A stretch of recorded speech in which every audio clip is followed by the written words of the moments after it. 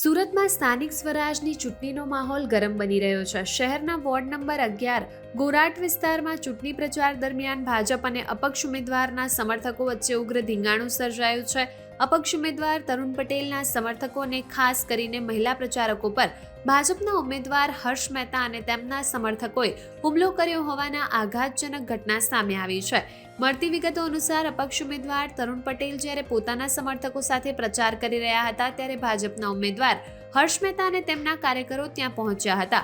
આક્ષેપ છે કે હર્ષ મહેતાએ મહિલા સમર્થકોને અભદ્ર ગાળો આપી અને અમે ગાર્ડન ગ્રુપના છીએ, અમારું કોઈ કાંઈ બગાડી શકવાનું નથી તેવી ધમકી આપી દાદાગીરી કરી હતી.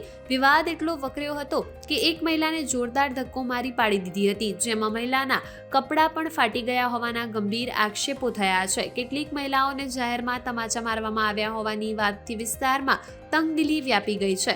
ઘટનાની જાણ થતાં જ ઉચ્ચ પોલીસ અધિકારીઓનો કાફલો ઘટના સ્થળે દોડી આવ્યો હતો. જોકે પીડિત મહિલાઓ અને અપક્ષ ઉમેદવારના સમર્થકોએ આક્ષેપ કર્યો છે કે પોલીસ ભાજપના ઉમેદવાર હર્ષ મહેતાને બચાવીને ત્યાંથી ભગાડી ગયા હતા.